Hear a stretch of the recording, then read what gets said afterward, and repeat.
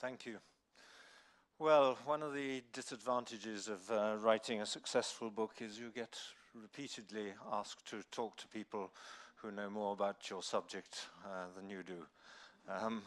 I think everyone here knows more about poverty and its causes and solutions than I do, certainly more about policy related to poverty. I feared when thinking what to say at this meeting that many of you would have heard me before and be familiar with the stuff in our book, so I'm going to try and say something rather different. Really talking about how we make a better society.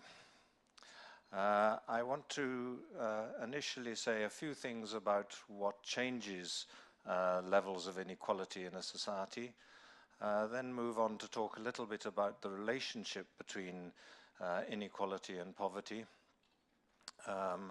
And then I'll show a little bit just to remind you of the damage, the social damage that inequality does to society, some of the stuff from our book, but I want to move on eventually to talking about how we link up with environmental issues to form a picture of a better society we should be moving towards, not only a more equal society, but a sustainable society. So, quite a long journey. I often start my talks with this slide because in a way I'm interested in the contrast between the material success of our societies and their many social failings. You know, we live in unparalleled comfort and luxury, and yet everyone is looking completely miserable in this photograph, anxious, depressed, cross. These are people in the prime of life going to work in the centre of London. They're not the unemployed, the poor.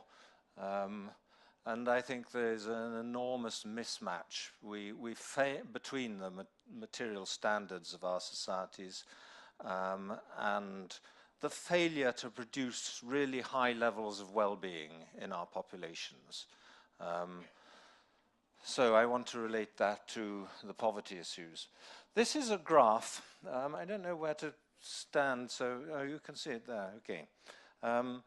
This is a graph showing the changes in inequality in actually just English-speaking countries, but it's not so different in others, from 1921 to the end of the 20th century.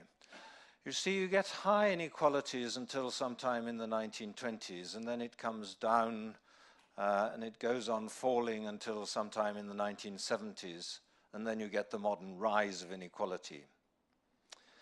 That is substantially a reflection of first the strengthening and then the weakening of the whole labour movement, of social democratic parties, of socialist parties, as a countervailing voice in society, as I think that's the words of Galbraith.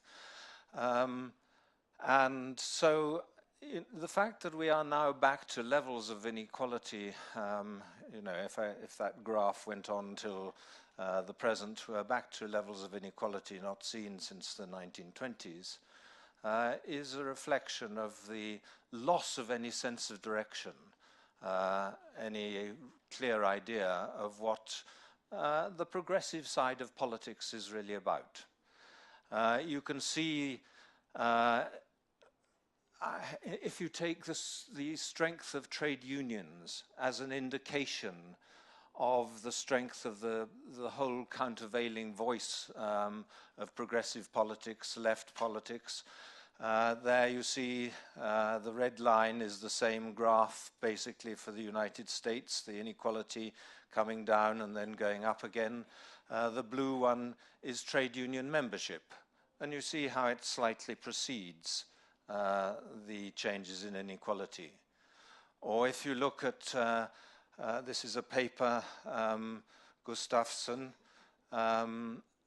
in looking at data for 16 OECD countries. Each point is a different OECD country at a different year, and what you're seeing is basically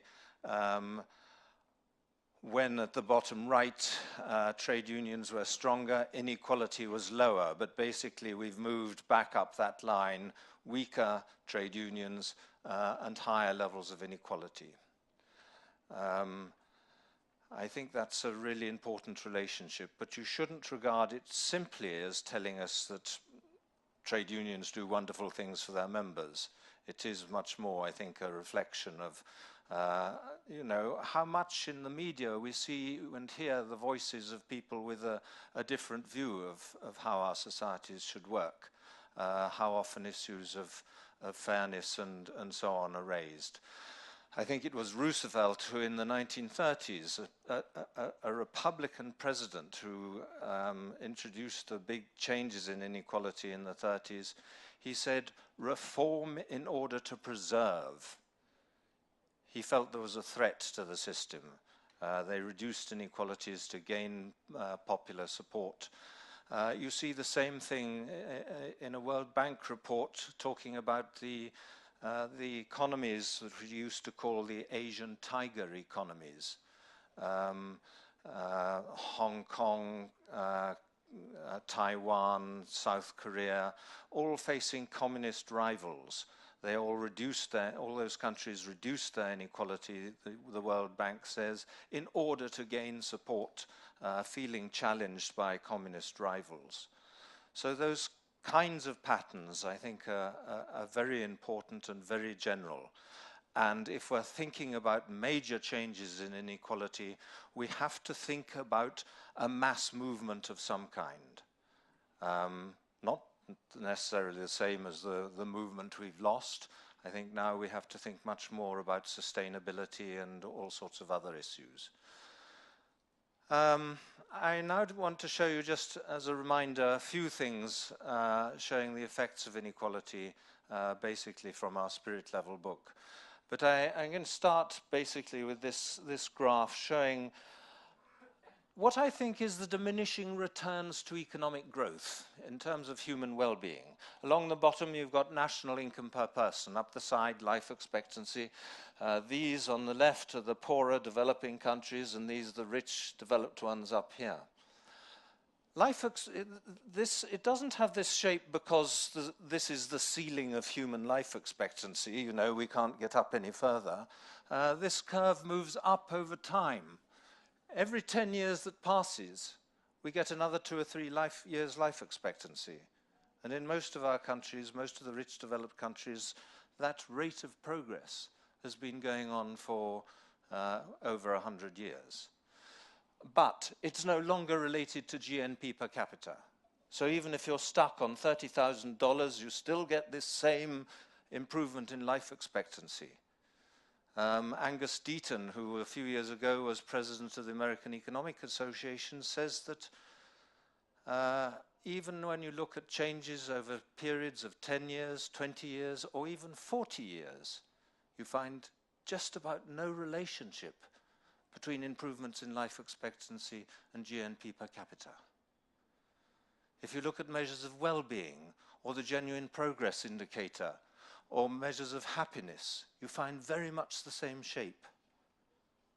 Basically, the rich countries have got to the end of the real benefits of human progress, of economic growth for human well-being. It is what's improved the real quality of our lives, but it's largely done its job. It's really important for people in poorer countries to have higher material standards. But for us in the rich world, having more and more of everything makes less and less difference. I'm going to talk, these are the countries we use in our book, and basically I've just taken this group of countries up here and expanded that so you can see it clearly. Some of these countries twice as rich as those, and it makes no difference to life expectancy at all.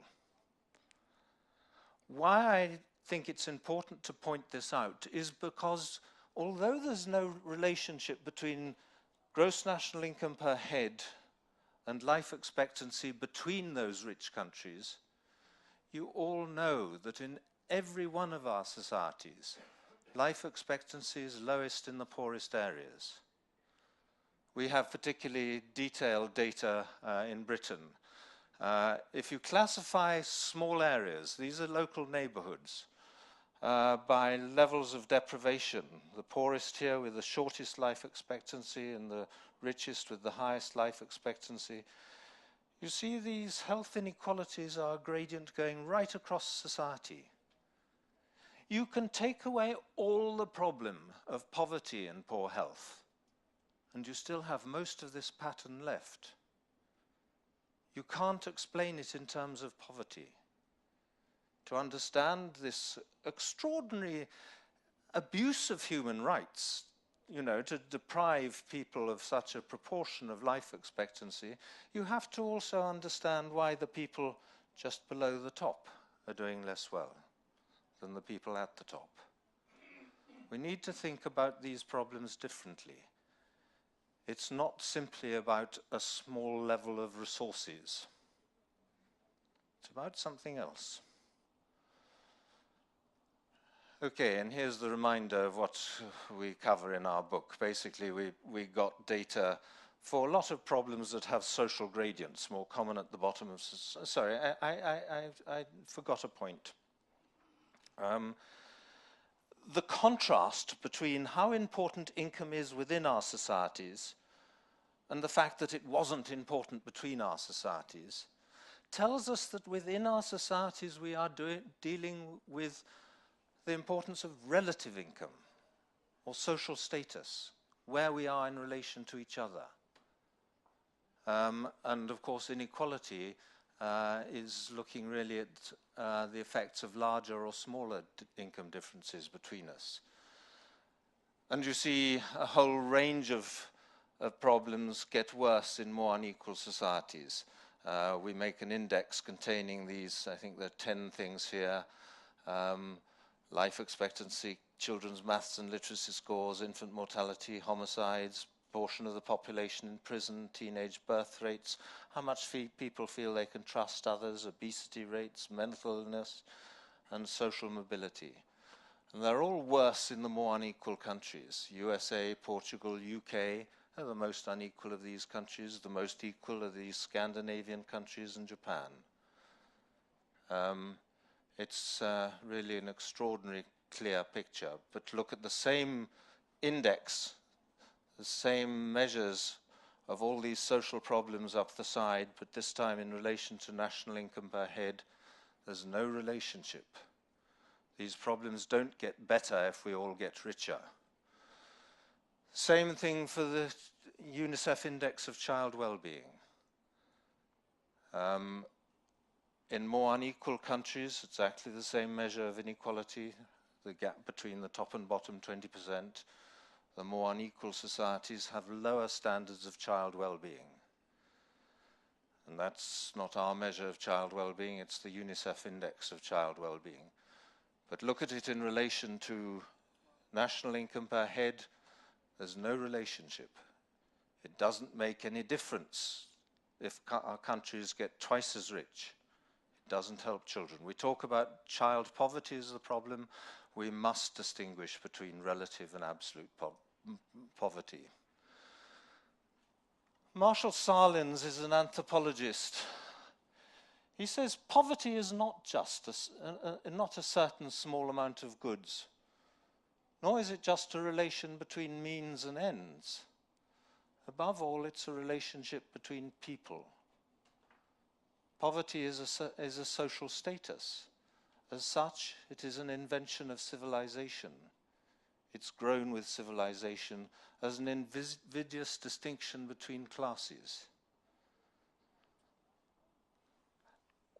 What I've spent, I don't know, the last half of my career doing, but in the first half of my career was trying to understand health inequalities, and then from there trying to understand why bigger income differences have such devastating effects on our societies.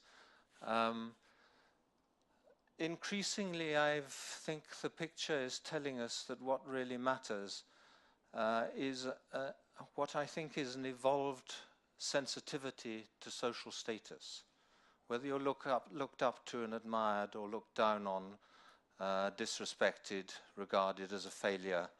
And many of the problems associated with poverty or more unequal societies are basically responses to low social status, not to a physical environment.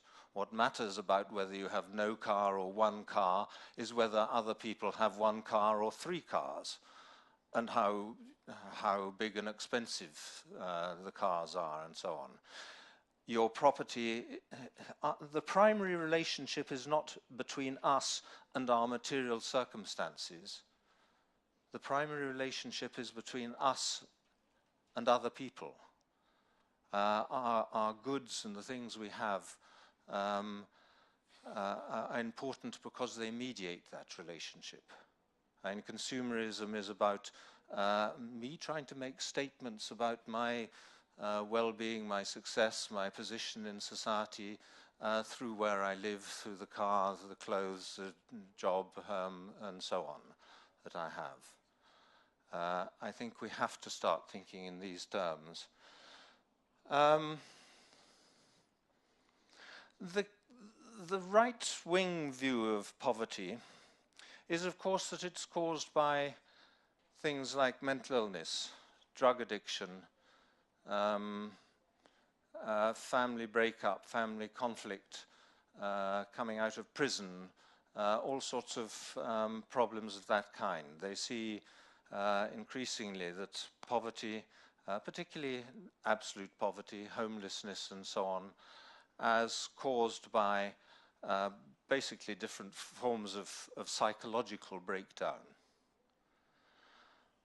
Those forms of psychological breakdown are all much more common in more unequal societies, whether we're talking about depression, I'll show you some data later, or drug addiction, or even the proportion of the population in prison and coming out of prison.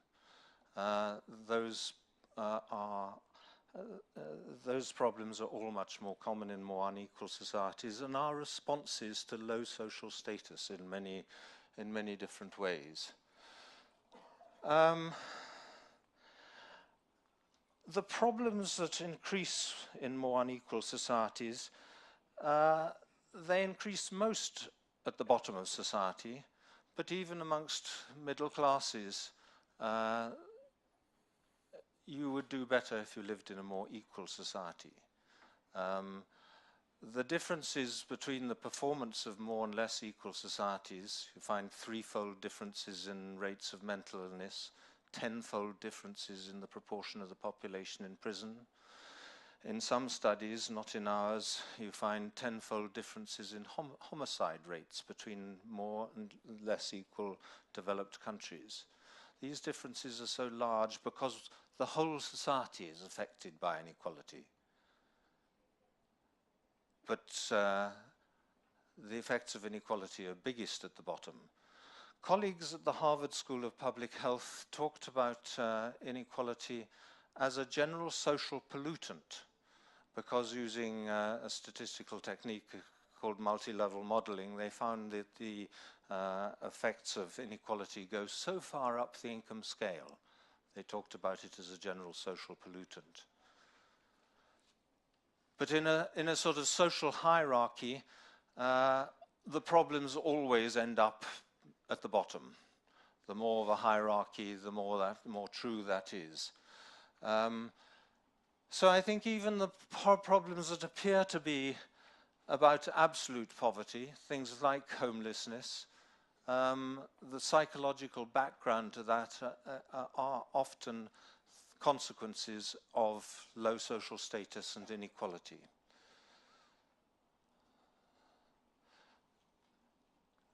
I think I'll keep you on this slide for a moment.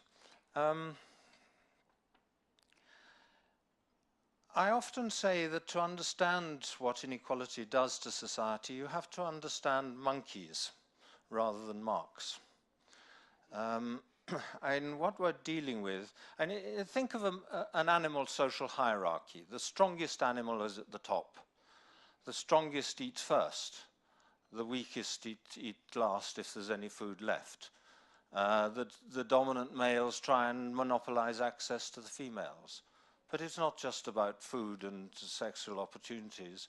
It's also about, and if you read people like Sapolsky, if a baboon sees a subordinate animal sitting in a nice piece of shade under a tree, he will push it away.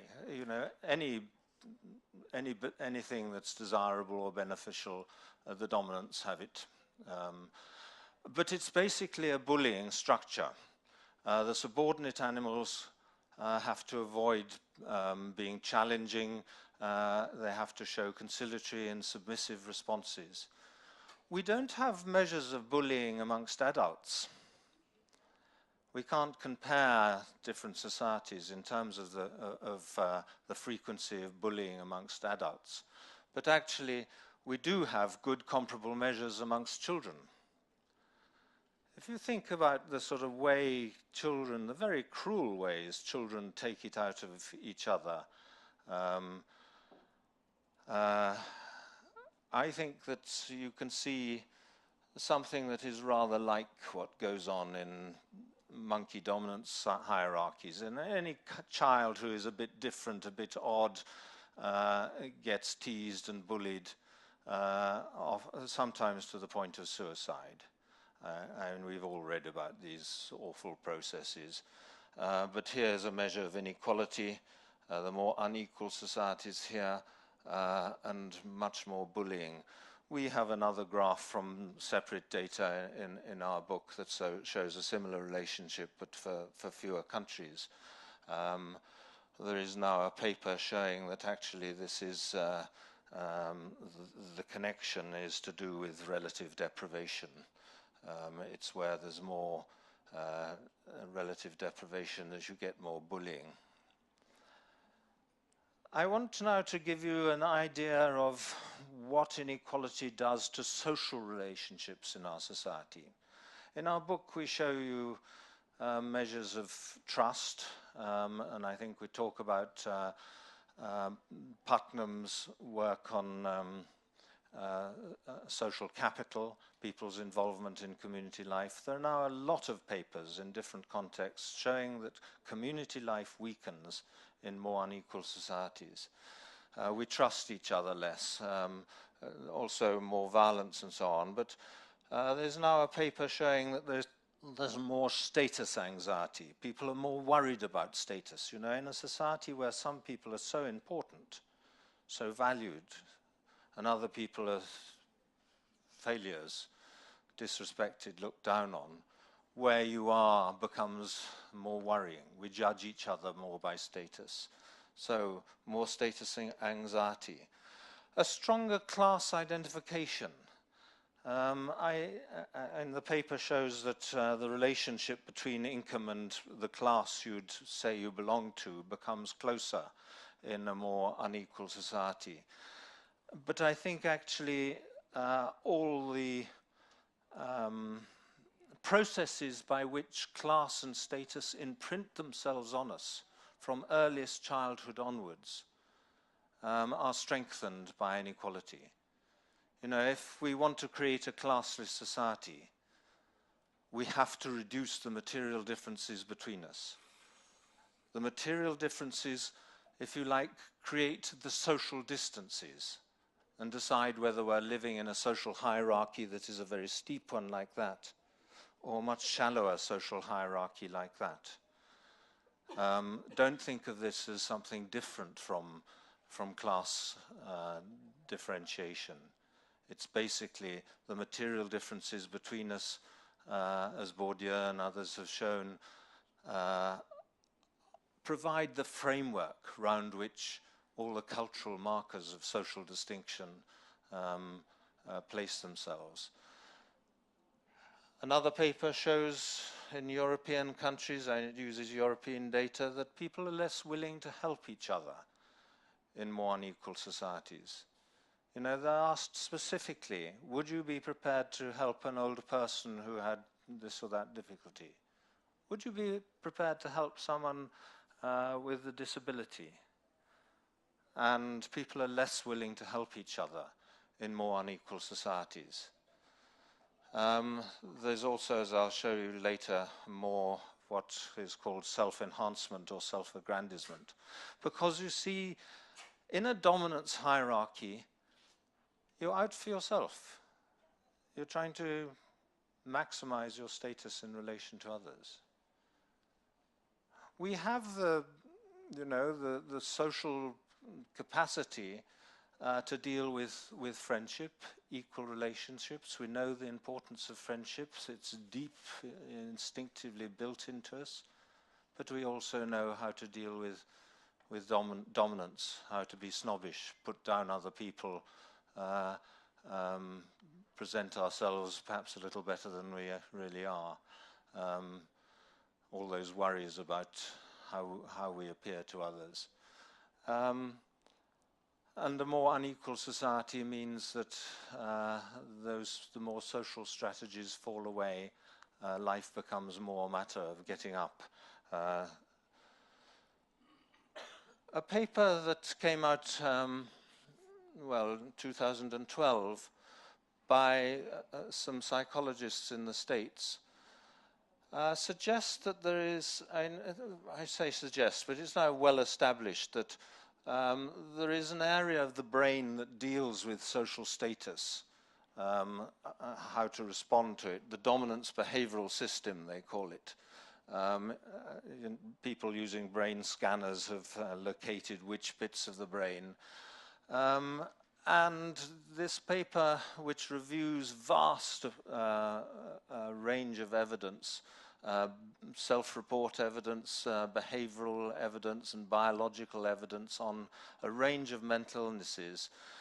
Basically, they say that the response to social hierarchy is that some people talk themselves up, become more narcissistic, more prone to mania, what they call externalizing disorders, antisocial personality disorders, things like that, self-enhancement, I'll show you. But other people, perhaps overcome by a sense of subordination or fighting against subordination, those feelings of depression, social anxiety, you withdraw from social life, lack of confidence, low self-esteem, that there are perhaps a whole range of mental illnesses that are exacerbated by bigger income differences. They are just talking about a hierarchical society. I am arguing that all these things are exacerbated by bigger income differences because they make social hierarchy and our position in it more important.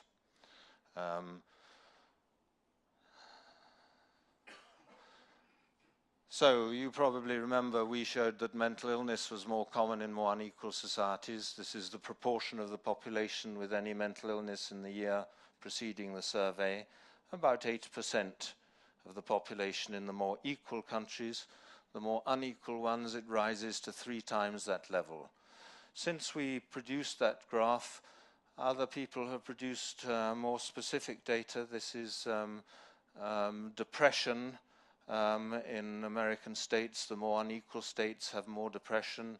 Schizophrenia, more common in more unequal societies. I've just been reading a book on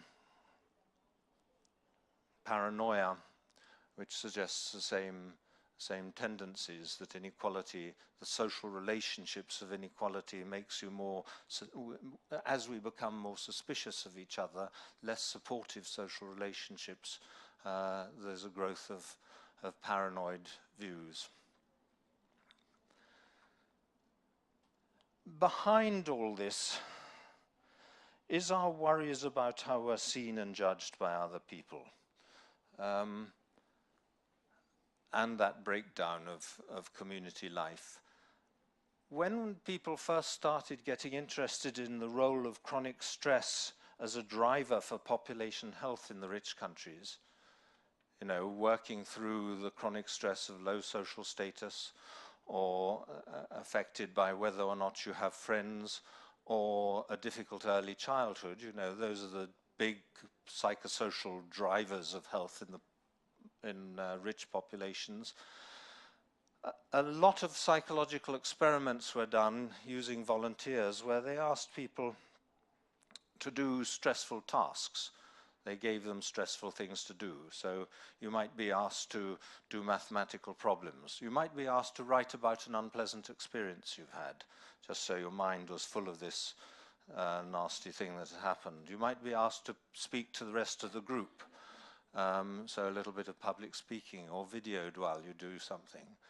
All sorts of different stressful tasks were used while they measured the levels of stress hormones, cortisol, to see whether how much they went up with the stressful task. In this review paper, which reviewed 208 studies of that kind, experimental studies, they were asking what kind of tasks most reliably push up our levels of stress hormones. And they say it's tasks that included social evaluative threat.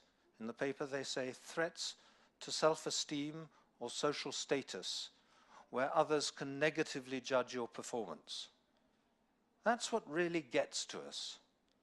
And it's why social status, lack of friends, and a difficult early childhood come out as so important as drivers of health in friendship. A review of 150 studies of friendship and health finds that whether or not you have friends is more important than whether or not you smoke to survival in a follow-up period. And not only observational studies of that kind where you try and control out the effects of income and education and this, that, and the other, but if you make little puncture wounds on the back of the hands of volunteers and then measure how quickly they heal. If you have a bad relationship with your partner, it heals more slowly. Or you're given nasal drops to sniff up with the cold viruses in. If you have fewer friends, you're 4 times as likely to catch cold from that same measured exposure to infection. But you see, the insecurities you might have from a difficult early childhood are rather like the insecurities that go with low social status. Feeling that you're not valued, anxieties and so on. And friendship fits into that because if you have friends, you get positive feedback back. People value you. And a PhD student of mine showed that in more, at the bottom of the social hierarchy, friendship is even more important. You know, instead of just feeling you're useless, the world looks down on you, at least you have a few people who enjoy your company. So at bottom, I think this is about feeling valued.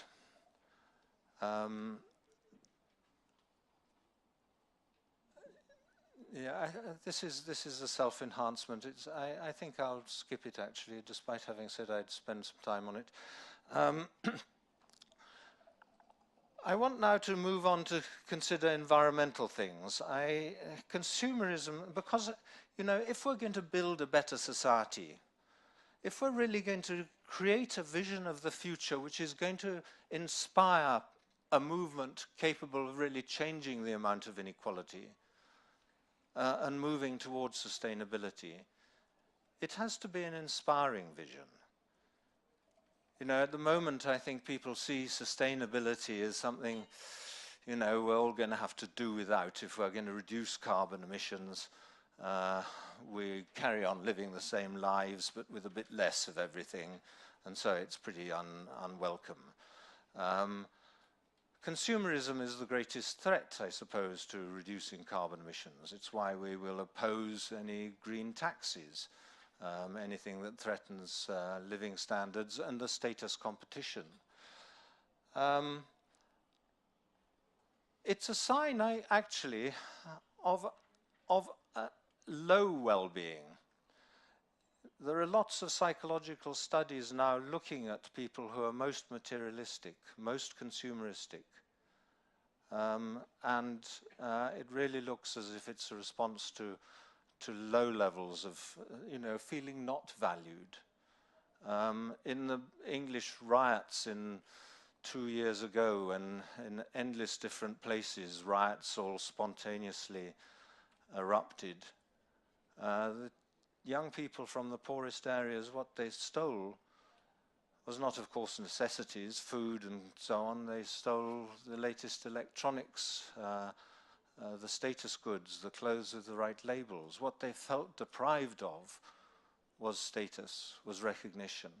And why violence is more common in more unequal societies is because violence is triggered by humiliation, loss of face, disrespect, things like that. It's clear that there is a sort of, our societies suffer from what I call a social deficit. I started off by showing you with that great curve of life expectancy against GNP per capita that we've got to the end of what raising material standards and economic growth can really do for human well-being in the rich countries. Well, I've already described some of the determinants of health, intensely social risk factors, as I say, to do with feeling valued, how you negotiate the social space, what you feel other people think about you. If you look at the work on happiness, there's now quite a lot of work on the economics of happiness. Happiness is driven by whether people are involved socially. Friendship, quality of relationships, involvement in community life, involvement in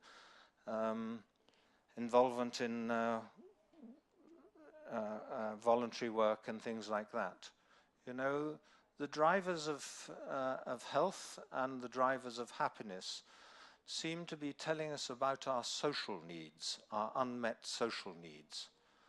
And why inequality is important and has all these consequences is because of the social damage that inequality does. So I think our idea of the future must be a society that meets more of our social needs. Consumerism is a very alienated way in which we try and regain some sense of respect.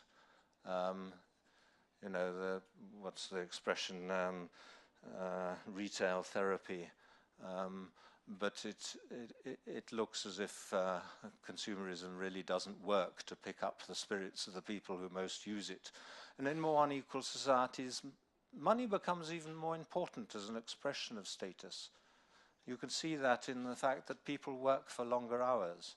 They save less of their income. They get into debt more. They go bankrupt more. Because it is so important to be able to show you're doing well. What's happened to our societies, the inequality, is, you know, this is American data. It's the top 350 companies in the US. The average pay difference between the CEO at the top and the average production workers, this goes from 1965 to 2010. Around about 1980, the average ratio of CEO pay to the production workers was sort of 30 or 40 to 1. By early in the new century, it was 10 times as large, 2, 3, or even 400 to 1. That's what's damaged our inequality. That's what that modern rise in inequality is about. It's the rich running away from the rest of us. It's an increase in differentials primarily before tax. I know top tax rates have been brought down, but even if they were put back up, we wouldn't be back to the levels of equality we had, because most of the inequality, the rise in inequality, is due to these pre-tax income differences. I think the bonus culture, the takeoff of top incomes is extraordinarily damaging. And again, the discussion of whether those top incomes are necessary takes it for granted that the only thing that businessmen are motivated by is money. You know, intrinsic motivation has completely dropped out of the picture. But if you think of all the great creativity you know, not just of art and music, but if you think of people who've made great advances in physics or discovered the cure or the cause of some disease, they're not motivated by money. They're motivated by absolute, you know, involvement in the issue itself. But those income differences create a sense of superiority, narcissism, hubris. I've touched on these things, antisocial tendencies.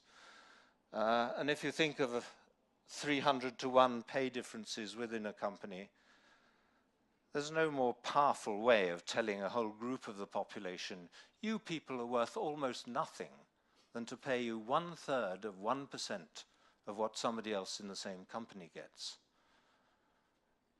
And then, of course, people turn around and say, the problem with the poor is low self-esteem.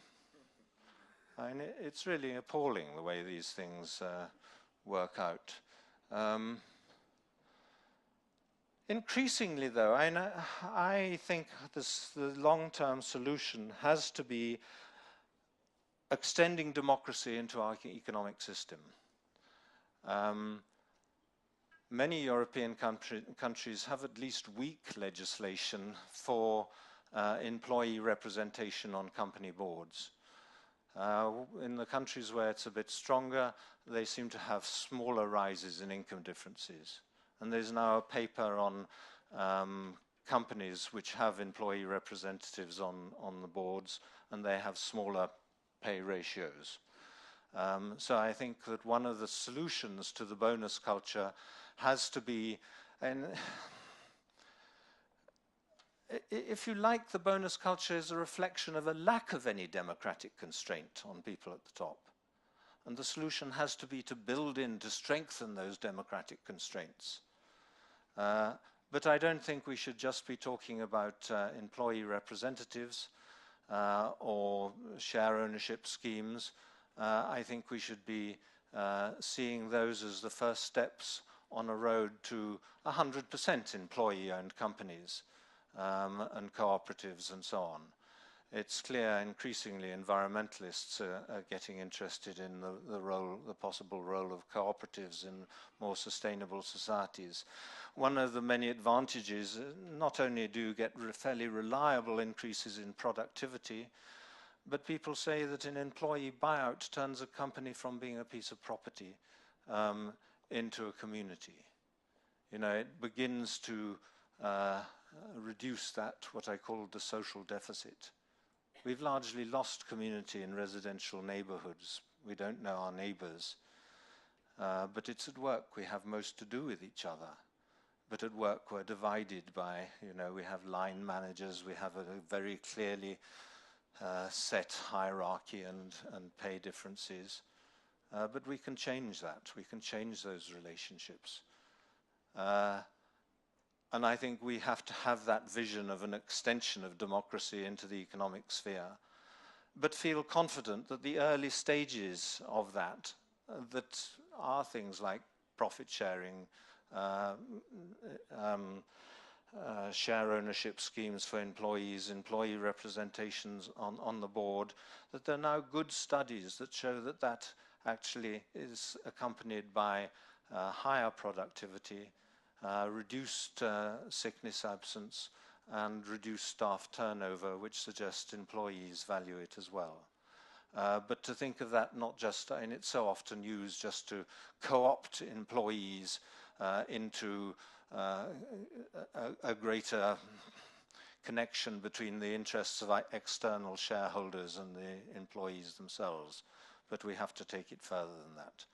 It's a redistribution of property as well as a reduction of income differences in the workplace.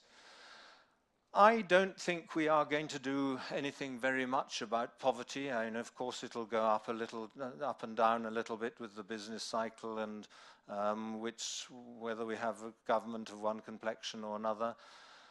But a more unequal society is pretty unsympathetic. You look down on people below you. You admire the people above. And you see that again and again. And the data I showed you, that people are less willing to help each other we trust each other less, social status becomes more important. I think that sort of picture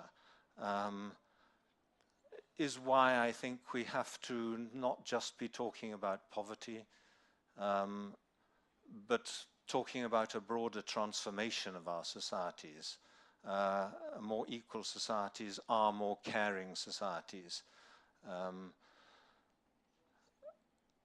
It's this last point I've got here. The evidence seems to be so good now that that companies that go in for profit sharing, employee share ownership schemes, participative management have higher productivity. It seems to me that there is a conflict between the interests of the people at the top, the CEOs and external shareholders and so on, and the progress our societies now need. And companies have two completely different functions. One is to produce the goods and services we all need, but the other is the concentration of wealth and power at the top. We don't need that function. We're better off without it.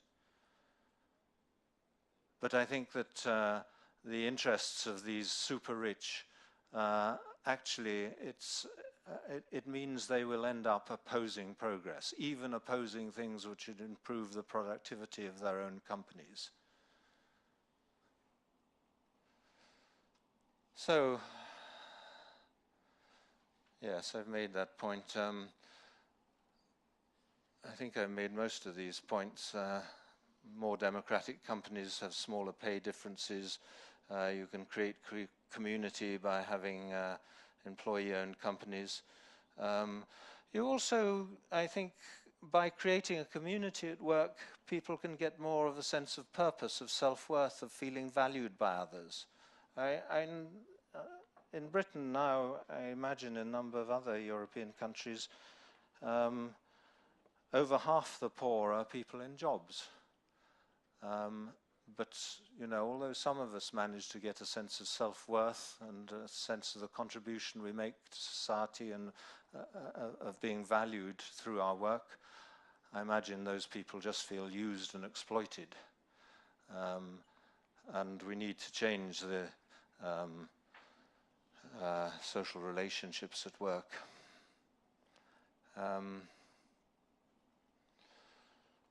And there are lots of examples of cooperatives that work well.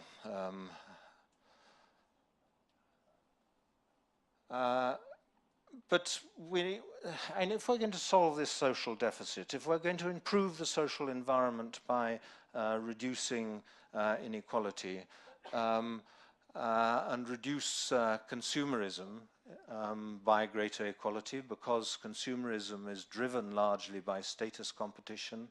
If you want to reduce consumerism, you must reduce inequality.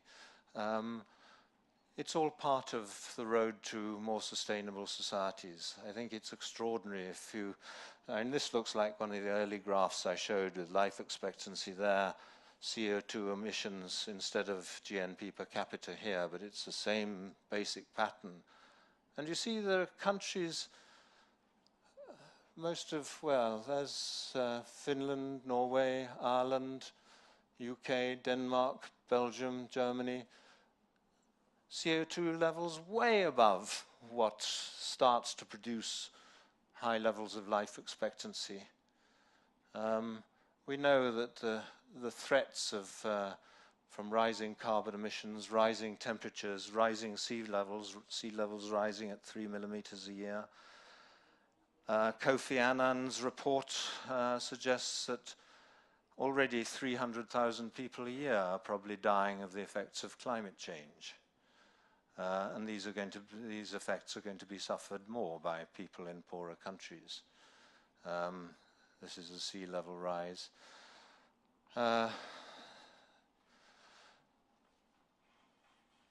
So we have to somehow put together a picture of a better future, a better quality of life for all of us, in a society with a more democratic economy, a more equal society, a society where the quality of social relations is better and we start to reduce this social deficit instead of going on with this wasteful status competition.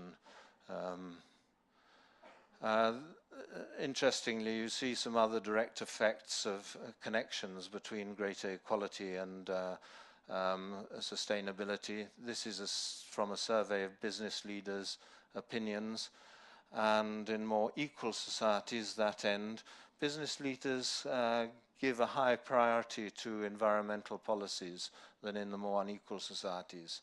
In more unequal societies, I think they feel their job is to fend for themselves. There's less awareness of the public good that you get with stronger community life and so on in the more equal countries. That similar picture, I think, is shown by data on how much people recycle waste materials. Societies recycle because they recognize the importance of doing these things, whether they're local or authority policy leaders who put these things in place, or whether it's the general public participating. But more equal societies recycle more of different waste materials. So this is my last slide. We want to move towards, first we've reached the end of the real benefits of growth. We must recognize that sustainability is not just an unwelcome belt-tightening exercise, but we can move towards a better quality of life. We can improve that social deficit that is so important if you're going to improve health and happiness. We should be extending democracy into the economic sphere, and we then can transform social relations, transform the experience of work, raise the real quality of life, and I think achieve sustainability. So we must be creating that vision of a future society we need to work towards. And I think that is an essential part of really making an effective difference to poverty. So thank you.